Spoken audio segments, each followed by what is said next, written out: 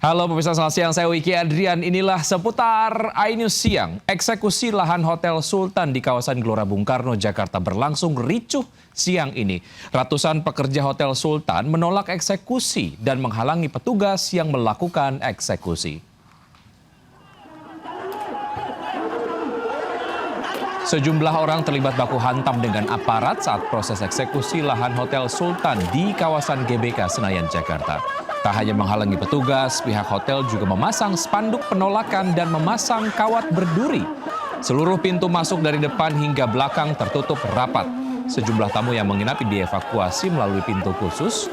Untuk mengawal eksekusi ini sebanyak 3.100 personil gabungan TNI Polri dikerahkan. Kisruh Hotel Sultan antara pemerintah sebagai pengelola komplek GBK dan PT Indobuildco milik pengusaha Ponco Sutowo berlangsung sejak 3 tahun lalu. Hak guna bangun di Blok 15 tempat Hotel Sultan berdiri telah habis pada April 2023. Namun pemilik Hotel Sultan PT Indobuildco menolak menyerahkan lahan ke pemerintah. Sengketa bergulir di pengadilan hingga akhirnya Pengadilan Negeri Jakarta Pusat memutuskan PT Indobuildco harus menyerahkan lahan Hotel Sultan ke pemerintah.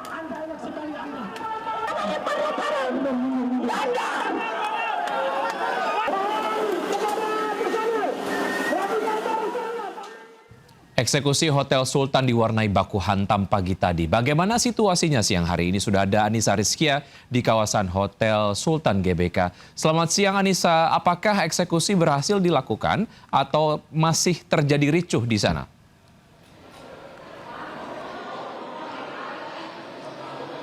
Wiki dan juga pemirsa, memang betul tadi pagi pada pukul 10:06 waktu Indonesia Barat, situasi cukup memanas, sempat dilakukan baku hantam, baik itu dari masyarakat yang menolak dengan adanya eksekusi lahan di Hotel Sultan yang berada di kawasan Senayan, Jakarta. Saat ini saya berhasil memasuki kawasan area lobi dalam.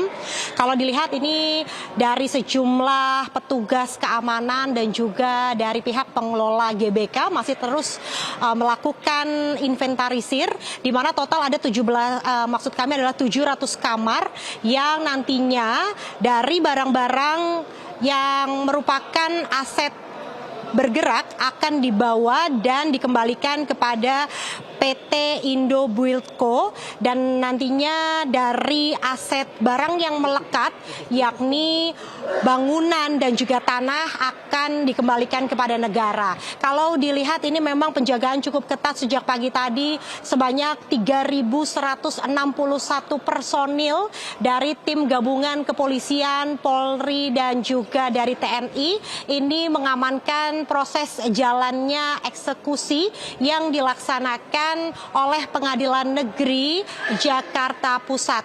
Dan hingga siang hari ini total ada 69 masyarakat atau 69 orang yang diamankan oleh pihak polisian, dan informasi terakhir ada 29 petugas yang terluka akibat lemparan batu yang sempat terjadi pagi tadi. Dan Wamensetnek Bambang Eko juga mengalami bengkak di bagian kaki karena tadi pada saat ia melakukan konferensi pers kepada awak media sempat diberikan lemparan batu oleh masyarakat yang menolak dengan adanya eksekusi yang dilaksanakan di atas lahan Hotel Sunan yang ada di wilayah Senayan, Jakarta. Dan hingga siang hari ini proses dari eksekusi ini masih terus berlanjut, yang mana nantinya seluruh dari barang-barang bergerak ini akan diinventarisir dan akan dikembalikan kepada pemilik. Namun untuk bangunan dan juga tanah ini nantinya akan menjadi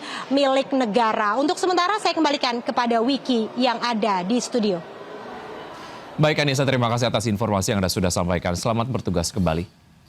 Jumlah harga pangan masih terus merangkak naik di Makassar, Sulawesi Selatan. Minyak kita kini dijual Rp22.000. Sementara itu di Jember, Jawa Timur, harga ikan laut makin melambung tinggi. Harga minyak goreng subsidi di sejumlah daerah hingga kini belum menunjukkan turun. Di Pasar Terong, Makassar, Sulawesi Selatan, harga 1 liter minyak kita kini dijual Rp22.000. Angka ini jauh di atas harga eceran tertinggi yang ditetapkan pemerintah, yaitu sebesar Rp15.700. Selain minyak kita, sejumlah bumbu dapur juga mengalami kenaikan harga. Sementara itu, gelombang tinggi dan cuaca buruk yang melanda pantai selatan Jember membuat aktivitas melaut nelayan menurun drastis. Banyak nelayan memilih tidak berangkat ke laut demi keselamatan mereka. Dampaknya langsung terasa di pasar Tanjung Jember karena harga berbagai jenis ikan mengalami kenaikan. Ikan kuniran yang biasanya dijual Rp20.000 per kilogram, kini melambung menjadi Rp40.000. Selain cuaca, nelayan saat ini mengeluh kesulitan mendapatkan bahan bakar untuk kapal mereka. Dari Makassar dan Jember, Leo M. Nur, Bambang Sugiarto, iNews melaporkan. Ya, pemirsa, liburan sekolah sudah di depan mata. Anda yang ingin liburan keluar kota, kini bisa memanfaatkan diskon tarif transportasi darat, laut, dan udara yang khusus diberikan selama libur sekolah.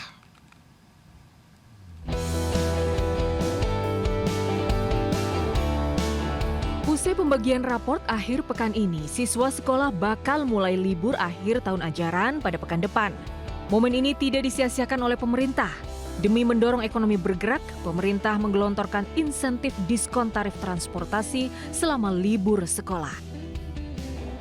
Dengan total anggaran sekitar Rp662 miliar, nantinya tarif tiket kereta api dan kapal laut bakal didiskon rata-rata hingga 30%.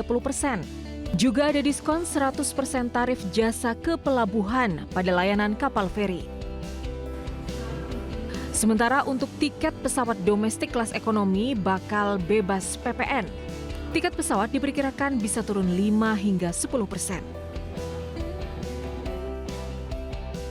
Total sekitar 5,3 juta orang bisa memanfaatkan insentif diskon transportasi ini selama periode libur sekolah 20 Juni hingga 5 Juli 2026. Tim Liputan iNews melaporkan. Pemerintah mulai membenahi program makan bergizi gratis dari hulu hingga ke hilir. Hasilnya, anggaran program itu disebut bisa hemat hingga Rp1 triliun per bulan.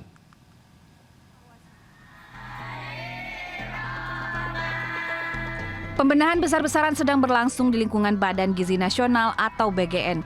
Mulai dari evaluasi dapur MBG, penataan skema insentif, hingga penyesuaian sasaran penerima manfaat program.